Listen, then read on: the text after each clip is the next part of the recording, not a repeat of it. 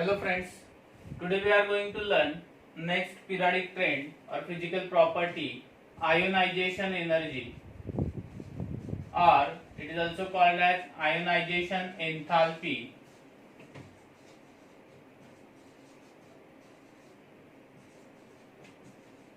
What is ionization enthalpy or energy? Consider an element having configuration like this 2 7.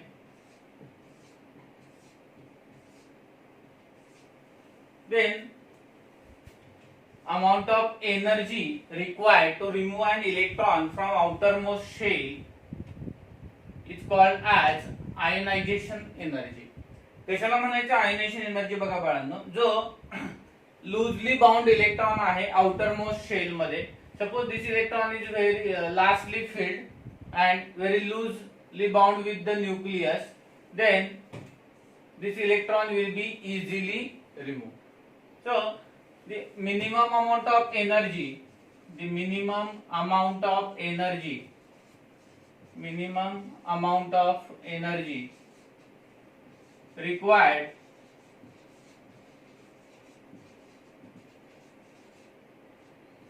to remove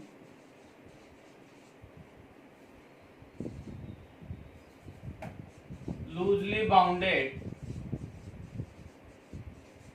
electron from an isolated gaseous atom in its ground state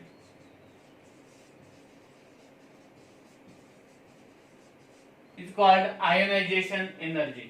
जे minimum energy required असते कशासाठी? Loosely bound electron outermost shell मधून remove करण्यासाठी, त्या एनर्जीला म्हटलं जातं ionisation energy. Means to energy required to form an ion.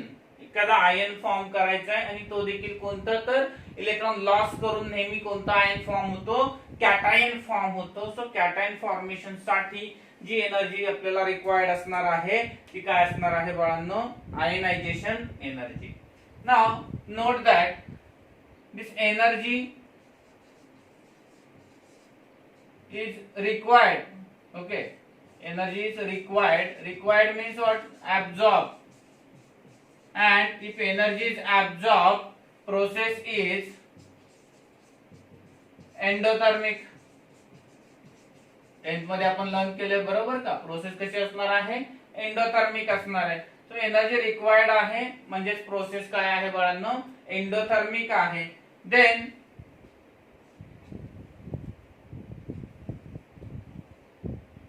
Delta H जो येणार याचा एन्थाल्पी चेंज म्हणतो आपण त्याला, म्हणजे रिलेटेड टू काय आहे? एंडोथर्मिक प्रोसेस आहे.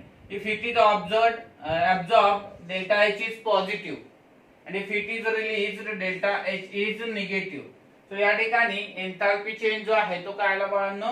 पॉझिटिव्ह आलेला आहे, कारण हीट काय झालेली आहे? ऍब्सॉर्ब झालेली आहे. They may ask question, later on will discuss it, की ionization enthalpy is endothermic process, exothermic process, both endothermic and exothermic processes or none of these, असा क्वेश्चन आपल्याला विचारला जाईल. तर या ठिकाणी बेसिकली जी डेफिनेशन आहे ती अशी आहे की एखादा इलेक्ट्रॉन आउटरमोस्ट शेल मधून रिमूव्ह करण्यासाठी जी अमाउंट ऑफ एनर्जी रिक्वायर्ड असते त्या एनर्जीला आयोनायझेशन एनर्जी असं म्हटलं जातं. तर पुढे काही शब्द आहेत बघा. तर आयोनायझेशन एनर्जी ही म्हणजे electron cannot be removed from solid state.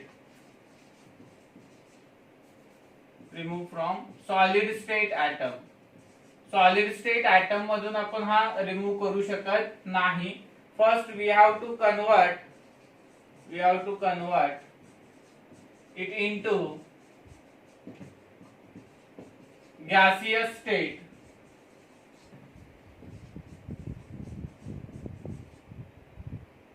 For that purpose,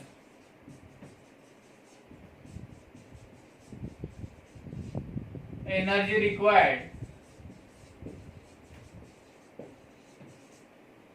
is called sublimation energy. आपल्याला माहिती आहे की सॉलिडचं डायरेक्ट गॅस मध्ये कन्वर्ट करताना आपण काय करतो, त्याचं सब्लिमेशन करतो. म्हणजे सब्लिमेशन एनर्जी एवढी एनर्जी रिक्वायर्ड असणार आहे कशासाठी, सॉलिड स्टेट मध्ये जर असेल तर त्याचं कन्वर्जन कशामध्ये करण्यासाठी, गॅसियस स्टेट मध्ये करण्यासाठी. देन दुसरा महत्वाचं की इलेमेंट हा त्याच्या ग्राउंड स्टेटला असला पाहिजे आणि ग्राउंड स्टेटला असताना त्यानं एनर्जी अब्सॉर्ब केली पाहिजे. असं नको की पहिल्यांदा आधी त्याने एनर्जी अब्सॉर्ब केलेली आहे आणि मग पुन्हा तुम्ही त्याला पुन्हा एनर्जी दिली, असं कन्सेप्ट नकोय. ग्राउंड स्टेट म्हणजे नॉर्मल एलिमेंट असताना विदाउट ऍब्सॉर्प्शन ऑफ एनर्जी, अशा केस मध्ये त्यानं काय केलं पाहिजे, एनर्जी अब्सॉर्ब केली पाहिजे. दुसरं एक महत्वाचा कन्सेप्ट आहे याच्यामध्ये रिगार्डिंग रिप्रेझेंटेशन. फॉर एक्झाम्पल आपण एखादा एलिमेंट घेतला एम आणि त्याच्यामधून काय केलं आपण, तर M plus plus e minus loss केला. तर अगर मी एम सॉलिड घेतला असेल आणि एम इथे गॅसियस घेतला असेल तर this is not correct representation because element is taken in a solid state. Then second, M gaseous gives m plus 2e minus. Again this is the wrong concept. Then what is correct? Element हा isolated असला पाहिजे, एकटाच असला पाहिजे, gaseous state मध्ये असला पाहिजे आणि त्यानं एका वेळी काय केलं पाहिजे बाळांनो, एकच इलेक्ट्रॉन लॉस केला पाहिजे. एका वेळी काय केलं पाहिजे, एकच इलेक्ट्रॉन लॉस केला पाहिजे. देन जर मी असं घेतलं m2 gaseous gives m2 plus e minus gaseous, then again this is wrong because m2 is not an isolated atom. What is definition? So असाही क्वेश्चन जनरल रिप्रेझेंटेशन वरती आयनेशन एन्थाल्पीच्या विचारला जातो की which of the following reaction indicates ionization enthalpy. So या ठिकाणी concept एवढाच महत्वाचा आहे बाळांनो की तो एलिमेंट हा आयसोलेटेड असला पाहिजे, गॅसियस असला पाहिजे आणि ऍट अ टाइम त्यानं एकच इलेक्ट्रॉन लॉस केला पाहिजे. म्हणजे तो 2-3 करू शकतो पण स्टेप बाय स्टेप करतो. एकदा जी प्रोसेस होते त्यामध्ये फक्त एकच इलेक्ट्रॉन लॉस होतो.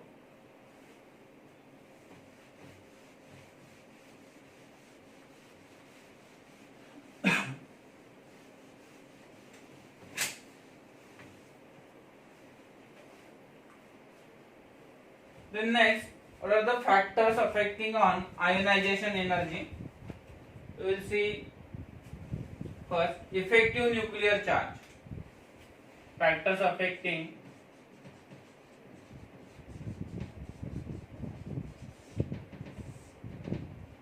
first effective nuclear charge.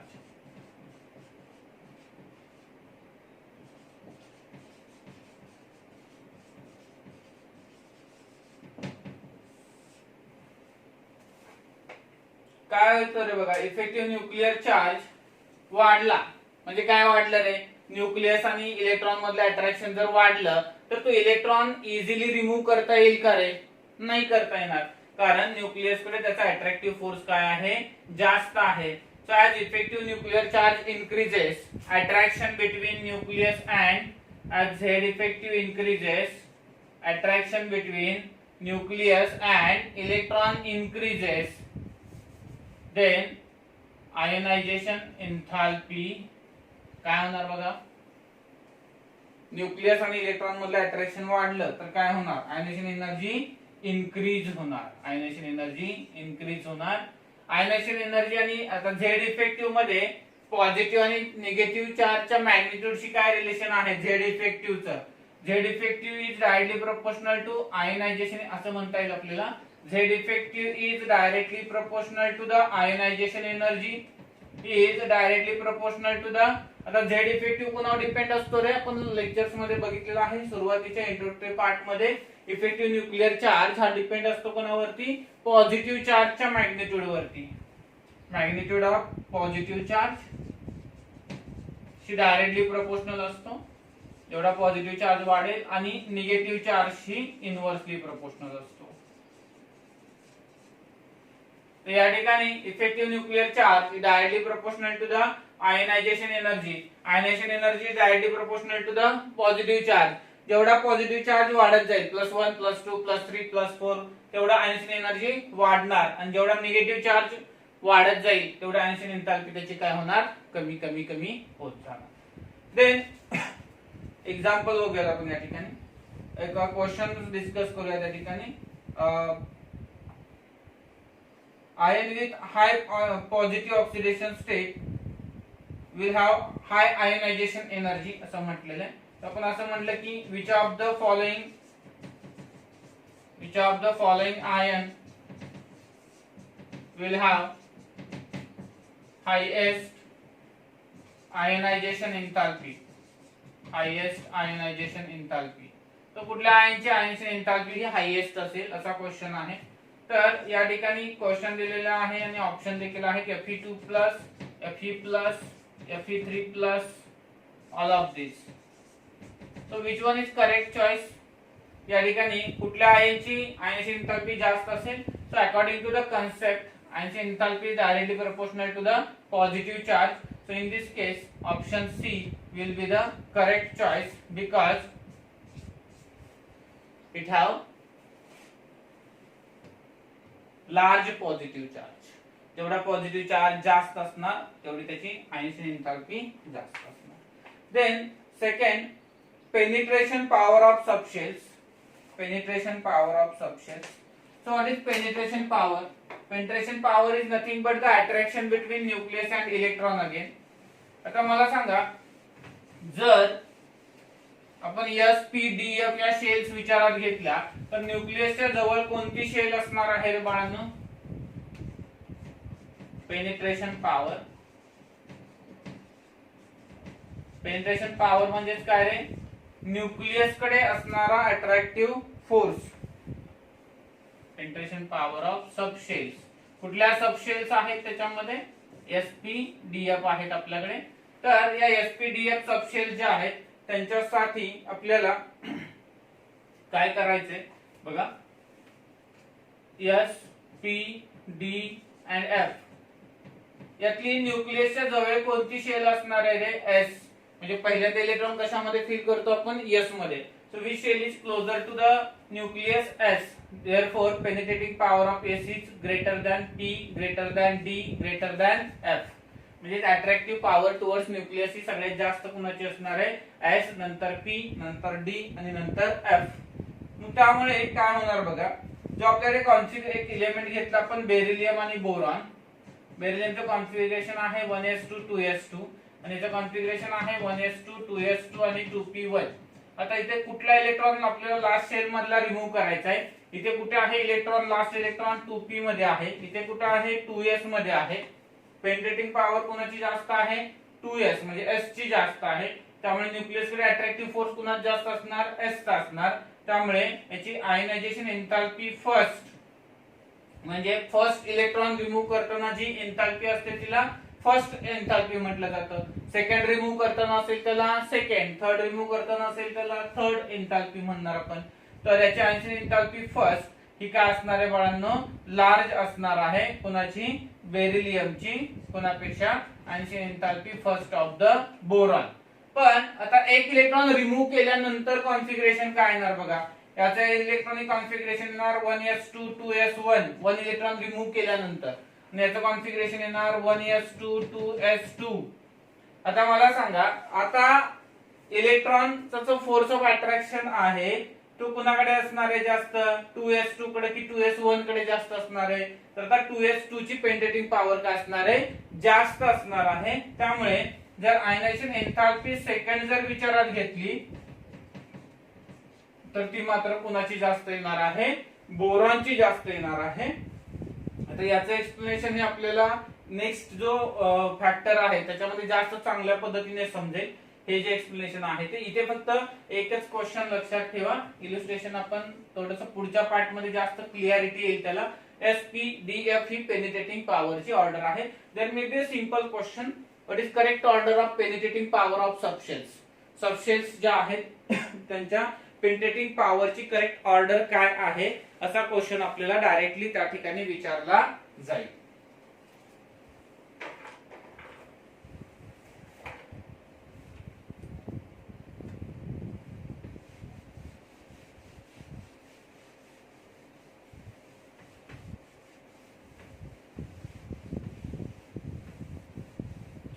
Transition enthalpy हे आर्टिकल 2 सेशन्स मध्ये बघणार आहे छोट्या छोट्या.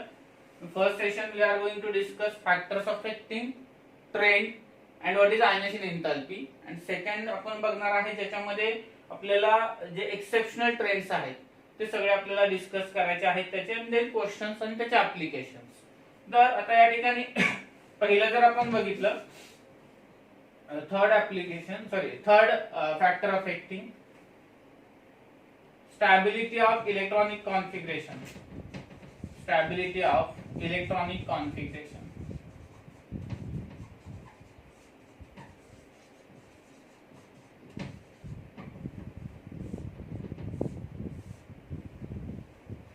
आता इलेक्ट्रॉनिक कॉन्फिगरेशन जे आहे ते स्टॅबिलिटी कधी असते, लास्ट एका लेक्चर मध्ये इंट्रोडक्टरी मी हे सांगितलं होतं तुम्हाला क्रोमियम आणि कॉपरच्या बाबतीमध्ये.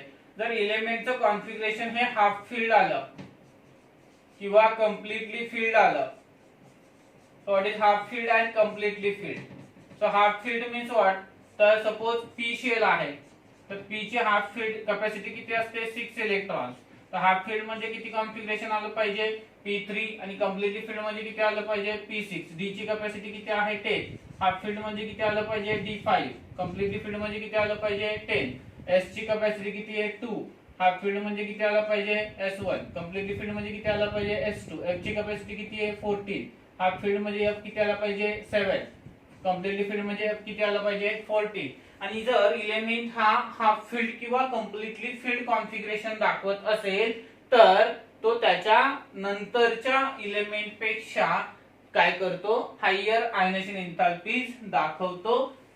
सो स्टॅबिलिटी ही रिलेटेड आहे कशाशी, स्टॅबिलिटी रिलेटेड आहे कशाशी, आयनायझेशन एनर्जीशी. कशी रिलेटेड आहे बघूयात आपण. जेवढा एलिमेंट जास्त स्टेबल असणार, फॉर एक्झाम्पल आपण कॉन्फिगरेशन घेतलं सोडियमचं 281 आणि निऑनचं कॉन्फिगरेशन घेतलं 28. आता मला सांगा याच्या शेल मध्ये एक इलेक्ट्रॉन एक्सेस आहे बरोबर का. पहिली शेल कंप्लीट आहे, दुसरी शेल कंप्लीट आहे, इथे पहिली आणि दुसरी कंप्लीट आहे. आता मला सांगा हा स्टेबल आहे, 8 इलेक्ट्रॉन्स आहेत. म्हणजे याचं कॉन्फिगरेशन काय आहे बघा 1s2 2s2 2p6 3s1 आणि याचं कॉन्फिगरेशन आहे 1s2 2s2 2p6. आता मला सांगा जर तो एलिमेंट हा स्टेबल असेल तर त्याला काही रिक्वायरमेंट आहे का रे बाळांनो इलेक्ट्रॉन देण्याची किंवा घेण्याची. Not necessary. I am stable, मला काही गरज नाहीये इलेक्ट्रॉन देण्याची किंवा घेण्याची. मग असं असताना जर इथून तुम्ही इलेक्ट्रॉन काढायचंच ठरवलं तर तुम्हाला काय करावं लागेल बाळांनो, जास्तीत जास्त त्याला एनर्जी प्रोव्हाइड करावी लागेल, तेव्हा तो इलेक्ट्रॉन काय करेल तिथून रिमूव्ह केला जाईल. म्हणजे सपोज एक्स नावाचा एक पर्सन आहे, तो एखाद्या कंपनीमध्ये जॉब करतो, ठीक आहे का, आणि त्याची सॅलरी त्या ठिकाणी सपोज 25,000 आहे. आणि एखादी दुसरी कंपनी आहे त्याने तिला अप्रोच केला आणि म्हटलं की आम्ही तुम्हाला 25,500 रुपीज सॅलरी देतो. Will that person leave that job? नाही. मग त्या कंपनीने सपोज त्याला ऑफर केली की we are ready to pay you 35,000 rupees. Then what will happen, that person think that about current stability or liabilities. Now currently he is getting 25,000, in that he is stable, but he get 35,000, he may be more stable. म्हणजे या ठिकाणी जर concept बघितला आपण तर त्याच्यातून energy, त्याच्यातून electron घालवला जाऊ शकतो जर त्याला जास्तीत जास्त एनर्जी प्रोव्हाइड केली तर तो आधीची स्टॅबिलिटी ब्रेक करायला तयार होऊ शकतो. म्हणजे तसंच इलेक्ट्रॉन एलिमेंटचं देखील आहे. तर या ठिकाणी जो पी मध्ये असणारा इलेक्ट्रॉन आहे तो कम्प्लिटली फील्ड शेल आहे, p6 आहे. मग अशा वेळी त्याच्यातून इलेक्ट्रॉन जर रिमूव्ह करायचा झाला तर काय करावं लागेल बाळांनो, तुम्हाला त्याला जास्त एनर्जी प्रोव्हाइड करावी लागेल. See the first example, configuration is 3s1, इकडे 2p6 आहे अलीकडे त्याच्या. आता मला सांगा हा जर एक इलेक्ट्रॉन इथून रिमूव्ह झाला तर काय होईल रे बाळांनो, याचं कॉन्फिगरेशन कसं होईल, स्टेबल होईल. मग हा इलेमेंट काय विचार करेल की ठीक आहे मी काय करतो, हा इलेक्ट्रॉन जो आहे तो काय करतो पटकन देऊन टाकतो, जेणेकरून तो लॉस केल्यानंतर मला काय होईल स्टेबल होता येईल. म्हणजे काही ठिकाणी असेही कन्सेप्ट येतील ज्या ठिकाणी इलेक्ट्रॉन इझिली दिला की काय होणार आहे, स्टेबल स्टॅबिलिटी ऑब्टेन होणार आहे. मग in order to obtain stability जर इलेक्ट्रॉन एखाद्याने पटकन दिला असेल त्याचा अर्थ त्याला कमी एनर्जी लागली आहे, तिथे एनर्जी काय लागलेली आहे, कमी लागलेली आहे. आणि जर एनर्जी कमी रिक्वायर्ड असेल त्या ठिकाणी याचाच अर्थ तो स्टॅबिलिटी ऑब्टेन करण्यासाठी इलेक्ट्रॉन इझिली रिमूव्ह करू शकतो. कन्सेप्ट कळतं का बघा. So whenever there comes a half filled or completely filled configuration, keep in mind ionization enthalpy required is much larger than the expected value. ठीक आहे, समजतंय. Stability of electronic configuration. आता याच्यामध्ये नायट्रोजन आणि ऑक्सिजनचा आपण एक एक्झाम्पल घेऊयात. बेरिलियम आणि बोरॉनचं पण आपण आत्ताच ऑलरेडी डिस्कस केलेलं आहे. बेरिलियम बोरॉन आहे किंवा नायट्रोजन आणि ऑक्सिजन आहे. कॉन्फिगरेशन बघा काय, याचं 2s2 आहे आणि याचं 2p1 आहे. मला सांगा हा 1s2 2s2 आहे, हा 1s2 2s2 2p1 आहे. आता याचा s शेल हा कम्प्लिटली फिल्ड आहे आणि याचा काय आहे, p जो आहे तो काय आहे बाळांनो, फक्त एकच इलेक्ट्रॉन आहे. काय करेल रे बाळांनो, तो p मधला एक इलेक्ट्रॉन देणं सहज शक्य आहे. तर s जो कम्प्लिटली फिल्ड आहे त्याच्यामधला एक इलेक्ट्रॉन देणं सहज शक्य आहे. व्हेरी गुड, काय बरोबर आहे, काय सांगितलं, p मधला एक इलेक्ट्रॉन देणं सहज शक्य आहे. कारण हा ना कम्प्लिटली फिल्ड आहे ना हाफ फिल्ड आहे. त्यामुळे या ठिकाणी तो काय करेल, कम्प्लिटली फिल्ड कॉन्फिगरेशन अक्वायर करेल after loss of this one electron. Therefore it will give electron easily. त्यामुळे बेरिलियमची आयनायझेशन एंथॅल्पी काय आली बाळांनो, बोरॉन पेक्षा जास्त आली. समजलं का बघा.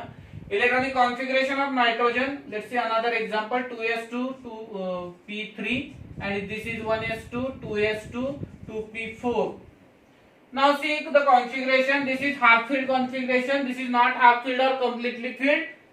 Therefore energy required to remove the electron from nitrogen is larger because it having half filled electronic configuration. आणि इकडे मात्र काय झालेलं आहे बघा बरं, 2p4 आहे. So it can give electron easily and form a stable configuration 2p3. Therefore ionization energy comparatively greater कुठे आहे, नायट्रोजन मध्ये, आणि इथे कुठे आहे, बेरिलियम मध्ये. इथपर्यंत समजले का बघा. देन लास्ट फॅक्टर अफेक्टिंग जो आहे तो आहे आपला electropositive character. Electropositive character last time देखील आपण ज्या लेक्चर डिस्कस केलेला आहे त्या लेक्चर मध्ये आपण असं डिस्कस केलेलं आहे की metallic character down the group increase होतं. सो जसं मेटॅलिक कॅरेक्टर इन्क्रीज होतं तसं इलेक्ट्रॉन लॉस करण्याची टेंडन्सी काय होते, इन्क्रीज होते. देअरफॉर जे इलेक्ट्रोपॉझिटिव्ह कॅरेक्टर आहे किंवा मेटॅलिक कॅरेक्टर आहे त्याच्याशी आयनायझेशन एंथॅल्पीचा जो ट्रेंड आहे, metallic character is inversely proportional to the ionization energy. का बरं बघा, जसं डाऊन द ग्रुप जाऊ आपण तसं काय झालं रे, नंबर ऑफ शेल्स वाढत गेल्या आणि नंबर ऑफ शेल्स जशा इन्क्रीज होत गेल्या तसं मेटॅलिक कॅरेक्टर इन्क्रीज होत गेलं.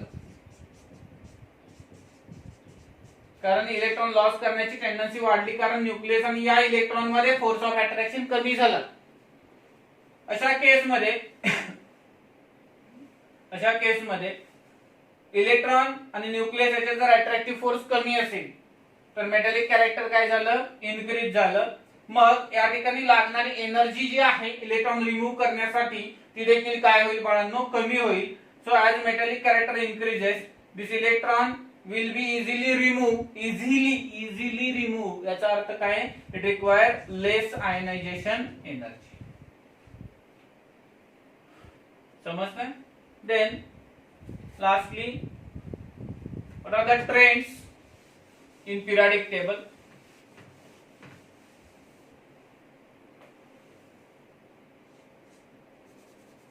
Trends in periodic table. Trend in periodic table across the period and in a group. So first one in a group. Group मध्ये काय होतं बघा बरं, आताच डिस्कस केलं आपण. डाऊन द ग्रुप काय होतं, down the group ionization enthalpy down the group ionization enthalpy decreases because कोण सांगेल? पहिला रिजन झेड इफेक्टिव्ह काय होतं रे डाऊन द ग्रुप डिक्रीजेस, त्यामुळे येणारे इलेक्ट्रॉन काय केला जाणार? अट्रॅक्टिव्ह फोर्स कमी होणार न्यूक्लियस कडचा, त्यामुळे इलेक्ट्रॉन इझिली रिमूव्ह केला जाणार, त्यामुळे आयन्स एंथॅल्पी काय होणार? डिक्रीज होणार. सेकंड दुसरा रिझन काय सांगता येईल आपल्याला? Screening effect. स्क्रीनिंग इफेक्टचं काय होणार बाळांनो? इनक्रीज होणार. आणि तिसरं ऍटॉमिक रेडियस. ऍटॉमिक रेडियस काय होणार बाळांनो? त्या ठिकाणी इनक्रीज होणार. ऍटॉमिक रेडियस आणि आयनायझेशन एंथॅल्पी मध्ये काय रिलेशन येणार? atomic radius is inversely proportional to the ionization enthalpy. Ionization enthalpy is inversely proportional to the atomic radius as well as Z effective. So atomic radius वाढली की काय होणार? Nucleus पासून electron लांब लांब जाणार, मग तो इलेक्ट्रॉन बाहेरच्या बाहेर काढणं काय आहे? इझिली शक्य आहे. तर अशा पद्धतीने ग्रुप मध्ये आपल्याला बघायला मिळेल. आणि in period ionization enthalpy increases from left to right. Now there will come some exceptions due to the stability of electronic configuration that we will learn in the next lecture, and there are some applications and then we will solve some MCQs based on the ionization enthalpy. तर आपण उद्याच्या lecture मध्ये हे बघूयात. आज फक्त आपल्याला what is ionization enthalpy, त्यानंतर what are the factors affecting ionization enthalpy and how ionization enthalpy vary in a group or period हे आपण लर्न केलेलं आहे. देन थोडासा ऍप्लिकेटिव्ह पार्ट आहे त्याचा, म्हणजे फक्त ionization enthalpy आलं, डेफिनेशन आलं म्हणजे झालं असं नाही. With respect to the competitive exam एक क्वेश्चन हा नीट साठी आपल्याला कंपल्सरी बाळांनो या आर्टिकल वरती येतो. बऱ्यापैकी 90% चान्स आहे ionization enthalpy वरती क्वेश्चन कव्हर होण्याचे. तर आपण याच्यावरती जे व्हेरिएबल क्वेश्चन्स आहेत ते नेक्स्ट लेक्चर मध्ये डिस्कस करूयात. अभ्यास करत राहा. ठीक आहे, मजा येते? अभ्यास करा. थँक्यू.